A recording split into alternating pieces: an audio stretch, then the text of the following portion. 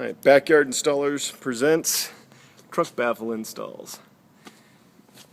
In this episode, we're going to do a pair of 15s in the back of a Toyota Camry.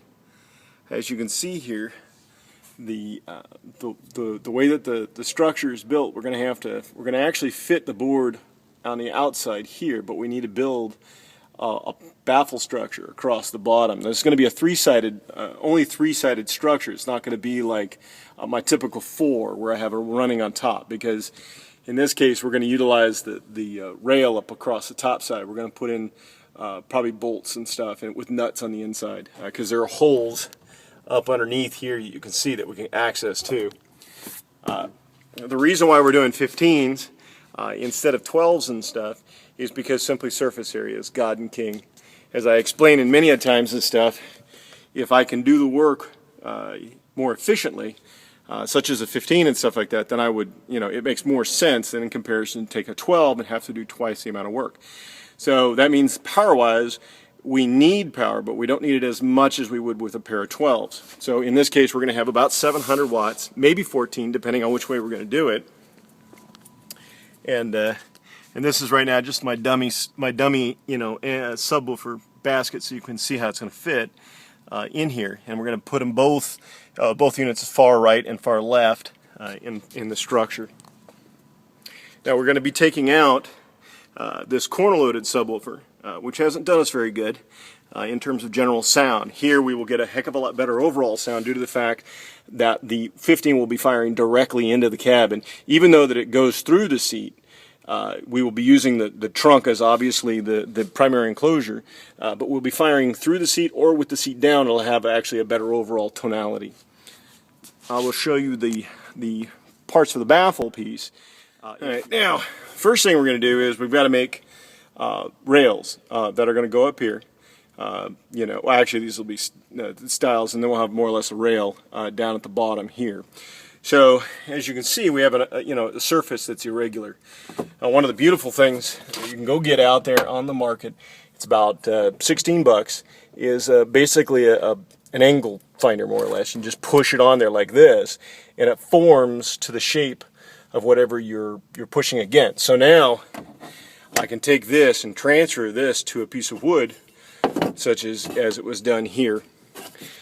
Now, and we're just going to put the style right into the corner like this, and what we'll end up doing is we'll take and we'll either foam it or I'm going to put silicone. One of the two. I haven't quite decided which way I'm going to do it. Sometimes I do silicone because this is going to be a permanent piece. This is what the actual baffle is going to bolt to, and so this can stay permanent in the car, because if you wish to remove the main baffle, you can just simply unbolt it and then use your trunk as normal. So, alrighty, now as you can see here, Paul has already gone ahead and done the design for the baffle itself. And he, obviously just used some cardboard and stuff like that. He's got all his shapes. These two slits right here are for the cables to drop the seats. And what we're going to do is we'll just put the carpet really heavy, wrap it around on each side here on the baffle pieces, and we'll end up with something that will act like a gasket, more or less. As you can see, we get the shapes. Now what we're going to have to do, now we've made the two styles on each side here. The catch is we're going to be using one, the rail down here at the bottom. Now I'm going to raise it about a 1/16 of an inch up above the bottom of the line. The reason for it is the main carpet of the car is going to actually fit up underneath there. So it'll act like a primary gasket to seal this off. Also at the same time, I'm not going to do a butt joint. I'm going to rabbet out this portion and also the rail, and we're just going to do a lap joint, and we'll glue it together, and that will give us an immense amount of strength, and we will never have a problem there. Also at the same time, these are going to be actually screwed in on each side here, and then of course on the bottom of the rail too. We'll also make sure that the rail gets bolted into the car, and that will give us the stability so that the baffle head itself won't flex in different directions and stuff like that, because this is going to be made out of, what we're using Baltic birch.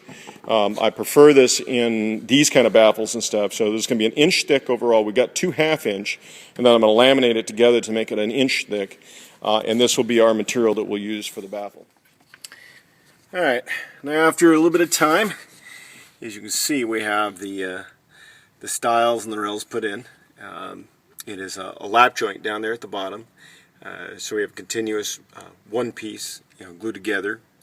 The screws, you can see here I've got 3 across the bottom, 2 in each one of the sides. And what we're going to do is at first we thought we were going to go ahead and just take silicone and fill in the gap here, but the gap is just the right size. We're actually going to put all the carpeting back in, and that includes down here at the bottom. What I had done was that you can kind of see it right here. I gave it 1/8 of an inch above, and so the carpet will sit underneath the bottom all the way across, and this will actually create a gasket. A lot of the times, a lot of people think that when you're doing a trunk baffle like this, you need to make it 100% perfectly sealed. Now, I would agree that that probably would give you the best overall performance, but the problem is that it usually is unattainable. In this case, this gasket here will be perfectly fine in terms of sealing it off, and you're not having to worry about the back end of the wave. I mean, it's almost damn near almost impossible, but you get a percentage of leakage, but it's not going to be an issue at all. But anyway, we'll continue on with next piece is going to be the main baffle. Actually, the next piece we're actually going to do is we're going to go ahead and get all the carpeting put back in the car, so this piece is put in there permanently. Then we'll do the baffle plate, so that way we can make sure the bottom looks perfect down here at the bottom, because it's going to kind of step down a little bit in this area, because there's a step up, then a step down. We want to make sure that that fits perfectly all the way around. Alrighty, we have now gotten to the point where we've put the braces in. We've put all the carpet back in place. You can see on the bottom here, on the side. Again, it's all screwed into place just like we intended it to be. So now the next point is we've gone and cut the main baffles. There are going to be 2 of them, because like I said, it's going to be 1 inch thick overall. As you can see, the 15 locations are going to be here and here. Now we're going to cut them out yet because we don't have the 15s as today. But now what we're going to do is we're going to go ahead and laminate these 2 pieces together, set them in the sun, and then we'll go ahead and place them in the vehicle for finish test fitting. And then it's on to getting a pair of 15s. Alrighty. Now that we've gotten a little bit farther along, we now made the baffle plates. We've gone ahead and sunk in the brass threads for the 15s to be held into. But now what we're going to do is we're going to put in a series of T-nuts to hold the main baffle into place along the sides here, up down here, and then we'll just go ahead and bolt the top piece on. That would be perfectly fine. But so far it looks pretty good. And after all, we're replacing this wonderful pile of right there. And then, this is the inside right now, but we'll show you more when we're done. Hey, alrighty. Well, we've gotten to the point now where we're going to go ahead and bolt them in. Obviously, we're not cosmetic. We're testing. Basically, we want to test everything, make sure everything's working.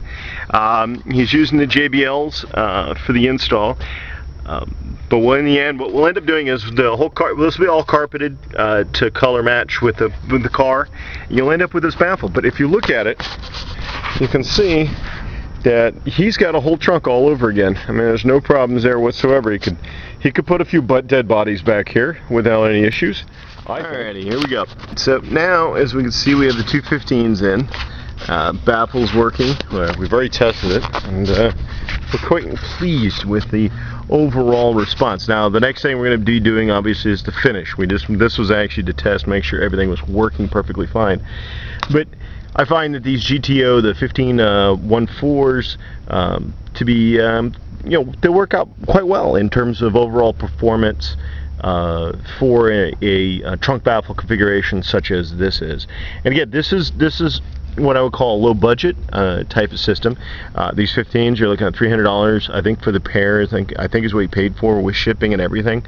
Baffle materials, T-nuts. I think we've spent maybe about $75 tops, I think, is actually what we've done here. The seats fold up just like like they normally would go, so you've got plenty of room in between the seats. We'll be removing this corner-loaded hunk of junk out of here, and in the end, you'll see. I mean, just look at it. You've got an entire floor. He has literally lost almost nothing, because that is the actual back of it. So if we go straight line down and stuff like that, the only thing he's lost maybe 6 inches, but that 6 inches is kind of like a wedge, so it's not really that big of a deal. So, but he's still got all his trunk, you know, can get to a spare tire like normal, you know, no problem getting to the spare tire and everything. So right now we've got ourselves a nice little system. Well, next videos will be on a completed and finished look.